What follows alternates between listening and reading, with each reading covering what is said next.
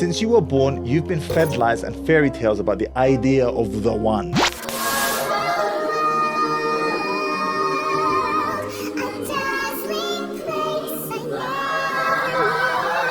There is no one. And in this video, I will prove to you this is nonsense and how this false idea is the very reason why you're still not married, or you feel you can't or shouldn't take another wife. Let me tell you a story about a brother named Omar who fell in love and married his childhood sweetheart.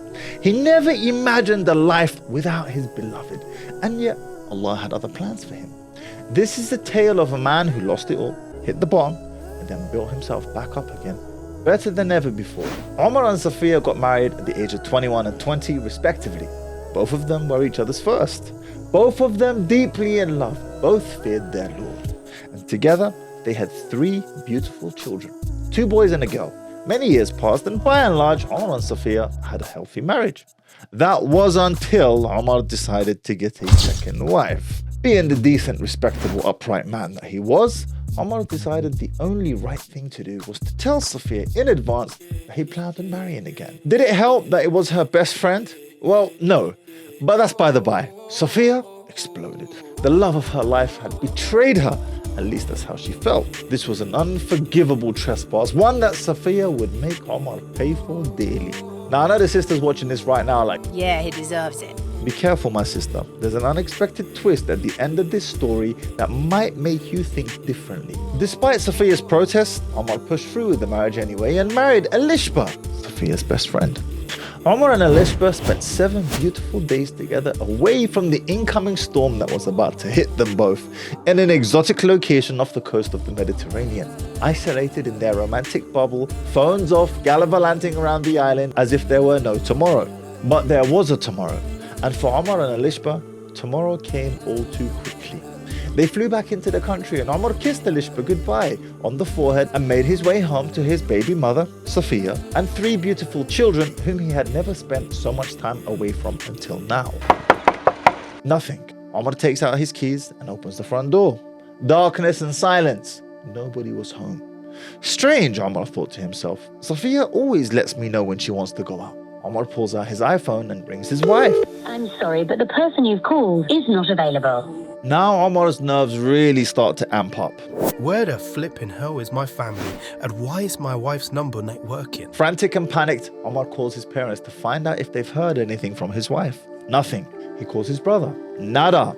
He calls his in-laws. Nobody answers. Finally, Ahmed, Sophia's brother-in-law, reaches out and takes it upon himself to be the bearer of bad news. Sophia's with us, bro. She doesn't want to be with you anymore. Omar takes a deep gulp. His heart sinks like an anchor deep into the pit of his stomach. And so began a tale of trial and tribulation over the next 18 months. Sophia would threaten with divorce. Omar would outright refuse for the sake of the kids, if nothing else, and the two were caught in a vicious, toxic loop. The sad irony is that whilst Omar was fighting tooth and nail to keep his family together, quote unquote, for the sake of the children, as he so often put it, he and Sophia were actually hurting the children even more with their endless bickering and sometimes downright vicious fights. Sophia was hell-bent on the divorce. You've made your choice clear. She would repeat like a broken record. Omar could not fathom a life without his childhood sweetheart and mother to his children, no less. At the same time, he refused to be beaten into submission by his wife and divorced the new one for her sake. He had truly made his bed, and now he had to lie in it, whatever the consequences of that were. Finally, the end of the road had arrived. Sophia could tolerate Omar and his new wife no more. Omar answers the phone and hears at the end of the line the voice of the local imam. Omar, we've tried to exhaust all avenues to make your marriage work with Sophia, but she insists she wants a divorce. If you don't grant her it, I will have no choice but to annul your marriage. Omar's heart sunk. At his parents' house, at the time of receiving this news, he went upstairs to his childhood bedroom and prayed 2 rak'ah.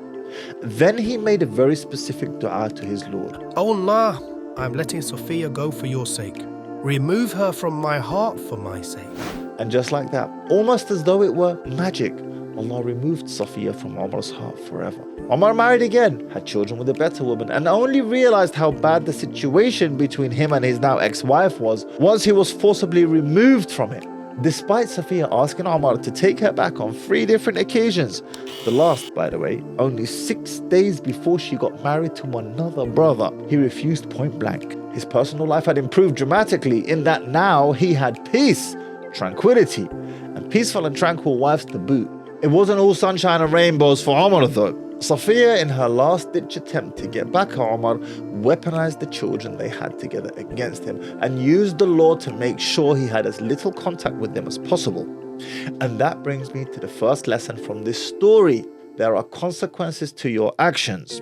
Sure, Omar exercised his God-given right of marrying again, but this had consequences, the most significant being that she did her darndest to get revenge by using the law to prevent him from seeing his kids. If you decide to marry again, understand that there will be a series of consequences that you currently cannot foresee, but that you will have to face.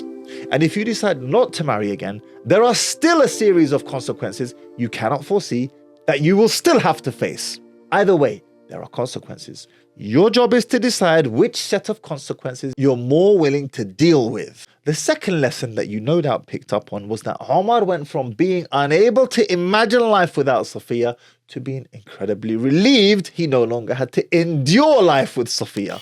What a turnaround.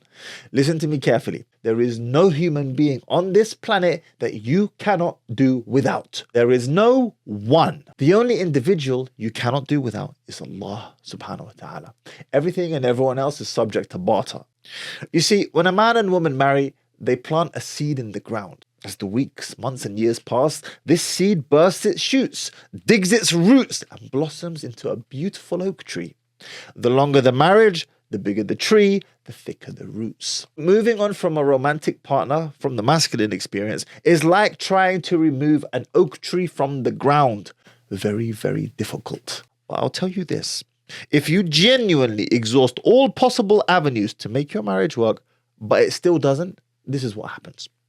You'll dig a ditch around the tree, deep into the ground. Slowly but surely, you'll find the tips of the roots of the tree and begin the labor-intensive task of excavating them from the earth. Eventually, after much toil and labor, my friend, the tree will uproot. Then you'll cover the ditch over with earth and lay new grass. Now you look back at that patch, and it was as if the tree was never there. This is the parable of genuinely trying to make your marriage work, but it's still coming to an end anyway. One day, you look out at that piece of land, and all you will see is beautiful greenery. So take solace, my friend, and know that this moment of pain that you are in will pass, and that she is not some magical unicorn that your brain has made her out to be. And this is irrespective of whether you have married her already or whether you are have considered marrying her, but she dumped you at the last minute and has decided to move on from you.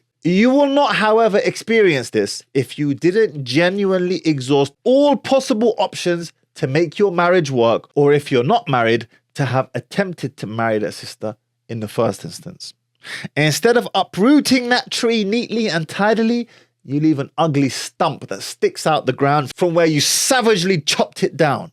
The roots deeply lodged into the earth and filled with regret, you will look back at what could have been, possibly for a lifetime. Lesson: do your darndest to make it work, especially if we are talking in the context of you already being married to her. And if you've been trying to get married for a minute but have yet to have success, then this video is the solution you've been looking for. Oh, and the unexpected twist, Safiya eventually got married again too, to a man who was already married. She was the second wife.